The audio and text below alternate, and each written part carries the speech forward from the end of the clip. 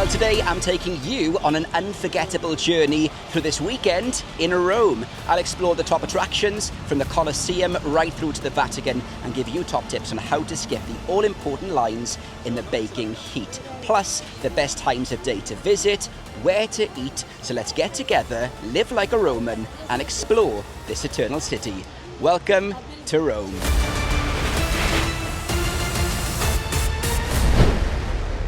Landing into Rome's Fiumicino Airport, otherwise known as Leonardo da Vinci Airport, we're heading straight into the heart of Rome. So after a quick taxi ride and a fast drop of the luggage at the Renaissance-inspired TH Roma Palace Hotel, it's time to hit the streets and dive right into the city.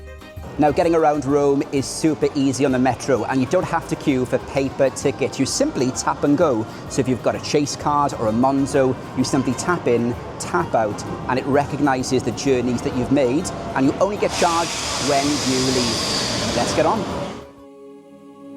Starting with the smallest independent city in the world. So top tip, we've booked some tickets online with a reservation time. Literally walked in, avoided all the queue. How long did it take us? 2 minutes?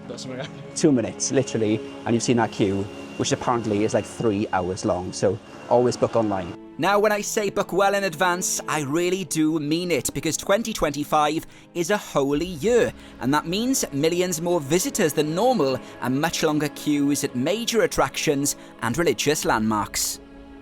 So this isn't just any old entrance to St. Peter's Basilica, it's the Holy Door. It only opens once every 25 years during the Jubilee year, and it's meant to symbolise a path to forgiveness and spiritual renewal. And you can book a slot to go through this special door on our website. So let's go take a look.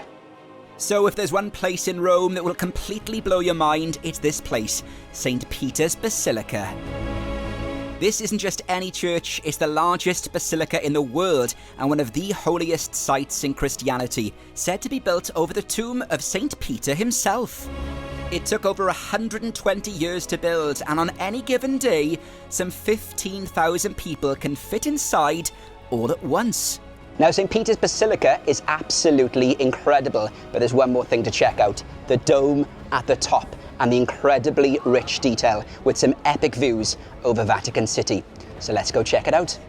So as you climb this Michelangelo masterpiece, you quickly realise that from the ground, these appear to be paintings, but up here, you get a chance in the dome to see them as they are, a mosaic, tiny fragments of glass and stone to create an incredible masterpiece. The dome stands at 136 metres tall. That's higher than the Statue of Liberty, and if you're feeling brave, you can even climb all 551 steps to the very top. Oh my days, he's on a wonk. I feel like I'm tipsy. Well, don't skip a leg day.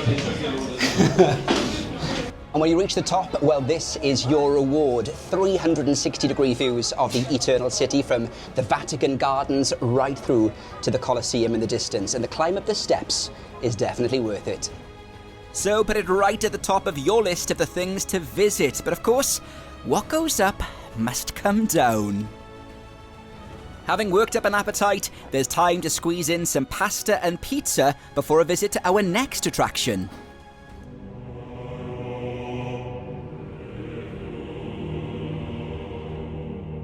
Well, today I've come along to the Vatican, one of the busiest attractions on planet Earth. It attracts about 30,000 people through its doors every single day. And don't be that person standing 2 hours in the baking heat. Make sure you book in advance. I'm going to stick a link in this video to the trip I booked. And my other top tip, make sure you book the last slot of the day, 5:45, for the museum, the Sistine Chapel, and the Pantheon, which you can do the next day if you like, because the place is so much quieter. You'll get to walk through ancient Egyptian artifacts, tapestries, sculptures, Renaissance masterpieces, but that's just a fraction of the Vatican's total collection. So the Vatican Museum has over 70,000 pieces of art donated to popes over the centuries, and if you were to see each one, you'd walk some 12 miles through these corridors. So I'm going to take you through the highlights. In fact, only 10% of the Vatican's collection is on public display. The rest is in storage, and many of the rooms are so ornate they feel like palaces. And yes, it ends with a world-famous Sistine Chapel ceiling, which you'll have to see with your own eyes, mainly because they don't let you film inside.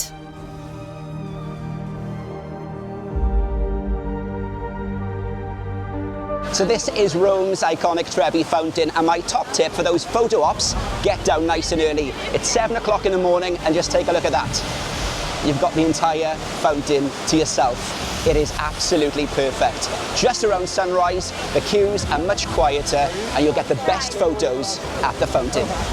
Or come back at night when the lights come on and it feels like a movie set. As for the coins, over €1 million are thrown in each year, and the fountain is drained on Monday and Friday when the coins are collected. And there's also a tradition that supposedly guarantees a trip back to Rome. So when tossing the coin, there's one way to do it. Right hand over left shoulder. Ready? Here we go.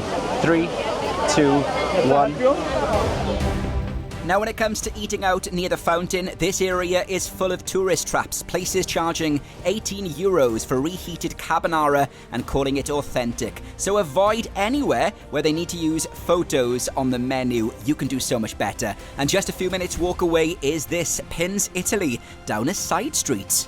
Now there's normally a wait for a table, but it's well worth it. Up next, we're jumping on the metro to one of the most iconic landmarks on the planet. So today we're here in one of the 7 wonders of the world, the Colosseum, and we're heading underground because today we booked the underground tour, which just 2% of people get a chance to do. These tickets are like gold dust, so if you want to do this, book in advance. I'll stick a link in the description to this video. So we're heading deep under the arena floor. And you don't just walk into the Colosseum any old way. So this is Rome's Hypogeum and the underground kind of backstage area of the Colosseum. And look at this. This is all ancient Roman graffiti still within its walls. You can enter through Gladiator Gate. Are you not entertained? Yeah, that one. And if you've seen the second film, it's true, they really did flood the arena and they brought in boats using this clever system of aqueducts to let the water in and out. So having walked through the famous Gladiator Gate, the gladiators would then walk up this pathway before heading up there to the arena floor to meet their match. And some of those matches lasted up to 100 days. And in the entire time the games happened, some 400,000 people were killed and up to 1 million animals slaughtered. Just graphic.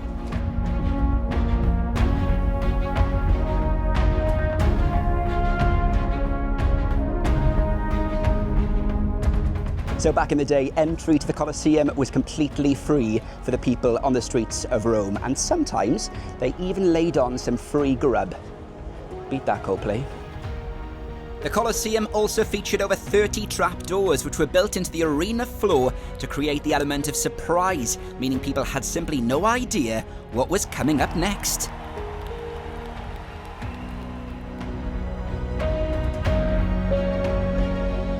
So here we are, the beating heart of Rome, the Roman Forum. It's where daily life, civilization, politics and religion collided. So let's go explore. In fact, it's right here Julius Caesar, Augustus and Cicero all walked these very same streets. Well, from legendary beginnings to luxurious palaces, this is Palatine Hill, the Beverly Hills of Rome. And this is kind of where Rome was founded and where the emperors once lived.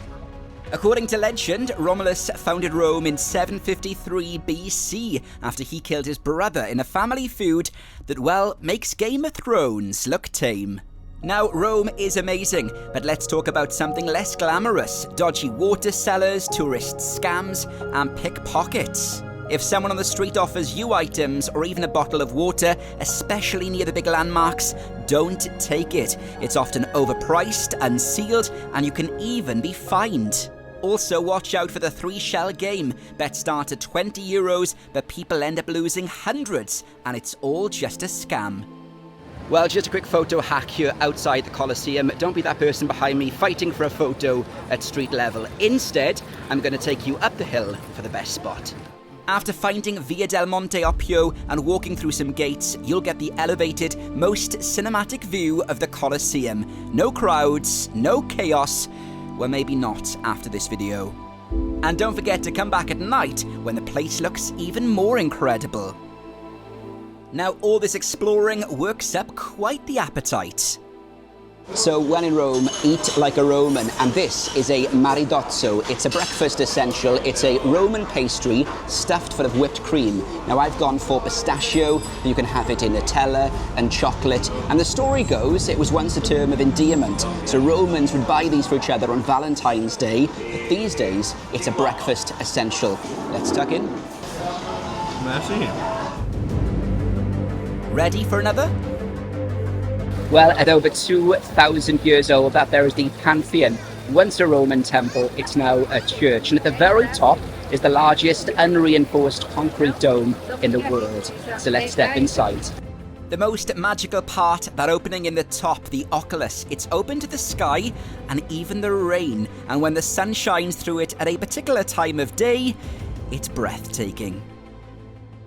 Well, you can't come to Rome without trying their tiramisu, and at 2 sizes, it's in the name, so you can go for a small or a large, and apparently the best tiramisu in Rome. Delicious.